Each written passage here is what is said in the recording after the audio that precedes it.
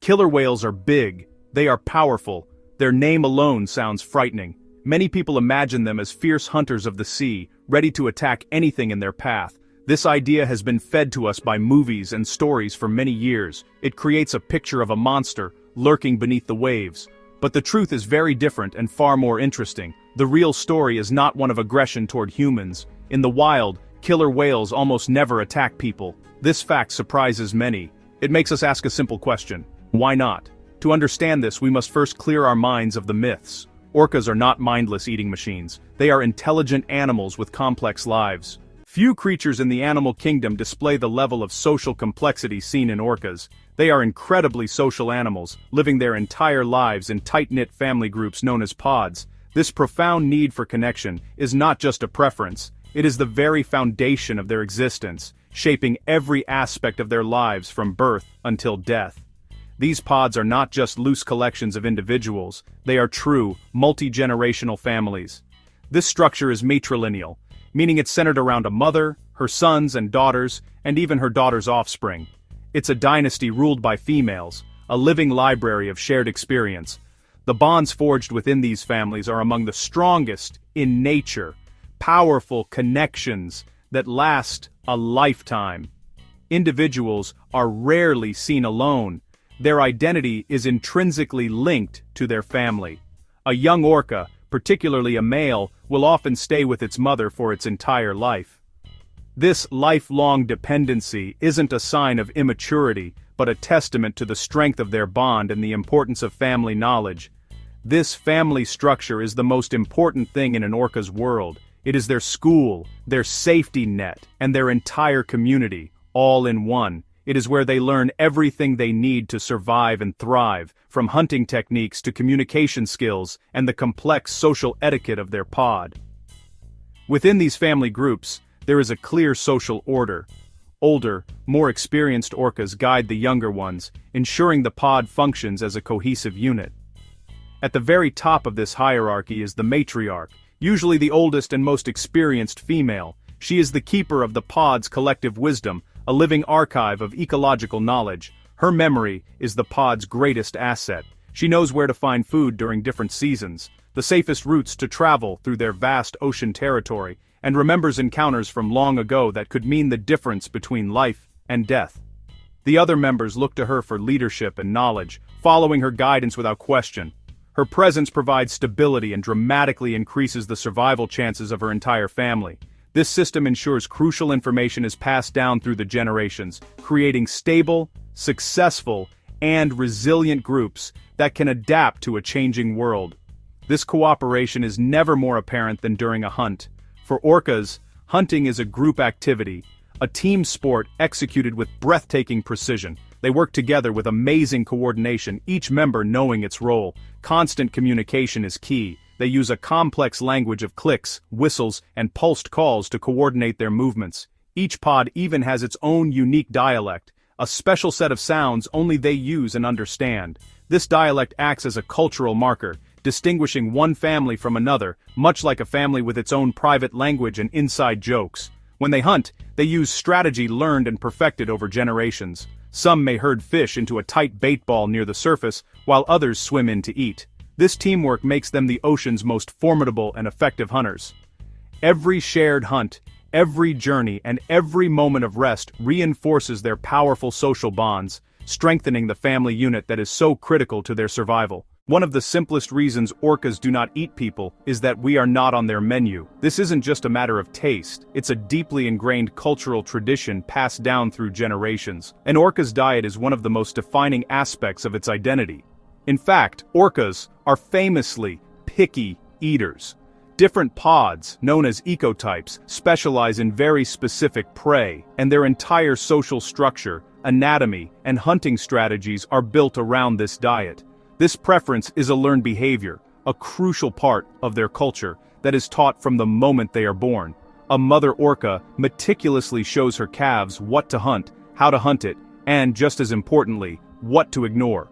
This education ensures the pod's survival and reinforces its unique place in the ecosystem. For example, the fish-eating residents of the Pacific Northwest, like the southern residents, eat almost exclusively one type of fish, the large, fatty Chinook salmon.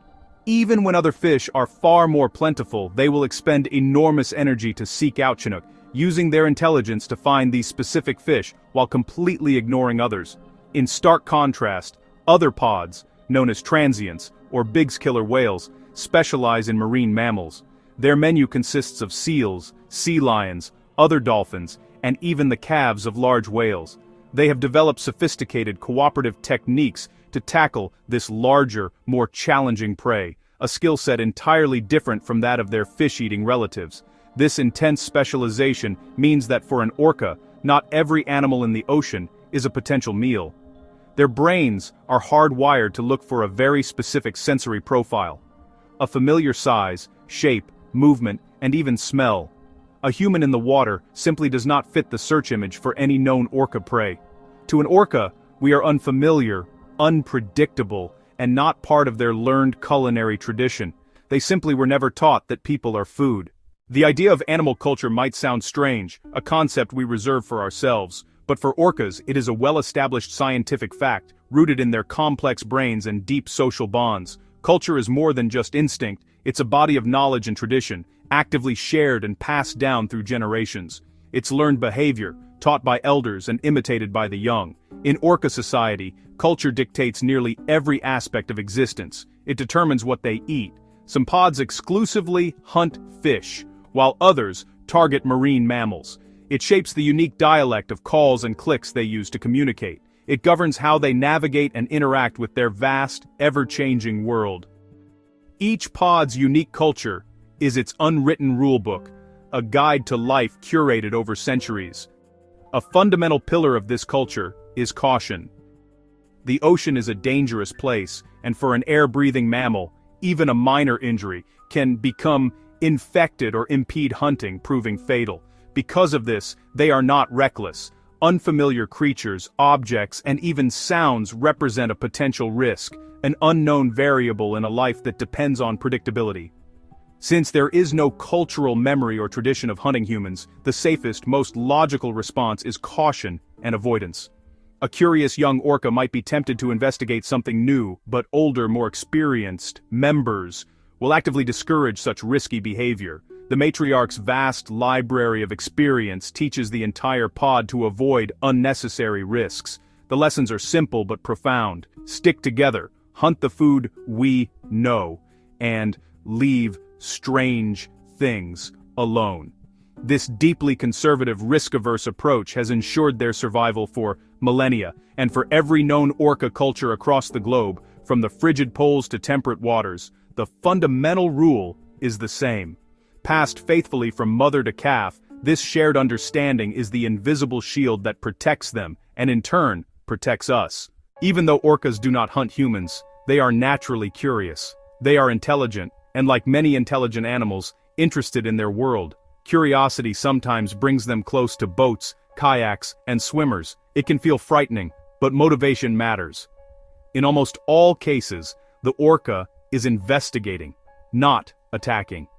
Without hands, they explore with mouth or body, nudges that feel big to us.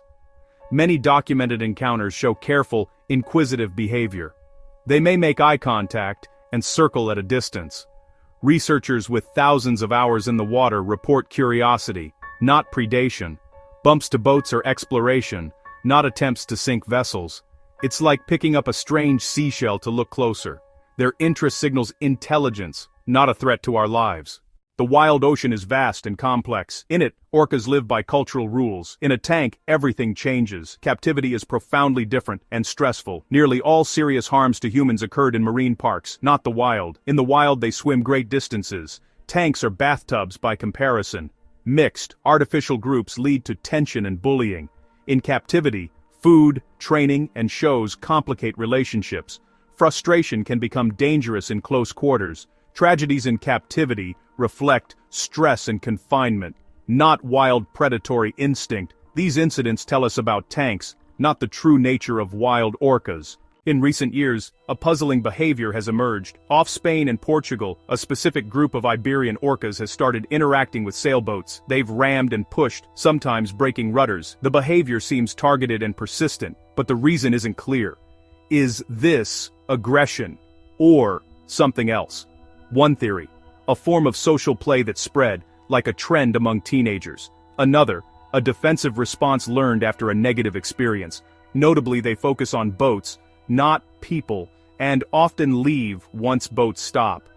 Whether play, defense, or mystery, these interactions appear about vessels, not passengers. Respect is the foundation for sharing the ocean with orcas. They are not theme park attractions. Enjoy them from a safe, respectful distance. Follow guidelines. Keep 100 to 200 yards away so they can behave naturally. Do not approach head-on or from behind. Travel parallel and let them pass. Reduce noise and propeller risk. Never feed or throw things. It disrupts diet and teaches bad associations. Kayakers and swimmers, stay calm, maintain distance, avoid sudden moves. Cluster to appear larger. Most curiosity passes quickly. Protect their home. Healthy oceans mean peaceful coexistence. Our relationship with killer whales is a story of peaceful coexistence. For thousands of years we have shared oceans, without a tradition of them hunting us. The reason: intelligence, complex culture, and caution. We do not look, smell, or behave like the prey they specialize in. To them, we are foreign objects, observed with curiosity, not malice. Careful teaching and teamwork reveal a thoughtful, deliberate animal. Captive tragedies reflect our choices, not their wild nature. Our path is respect, distance, and protection of their home. In the end, the reason is simple yet profound. They choose not to. Powerful enough to be a threat, intelligent enough to be a neighbor. Our role is to watch, learn, and respect the space they grant us.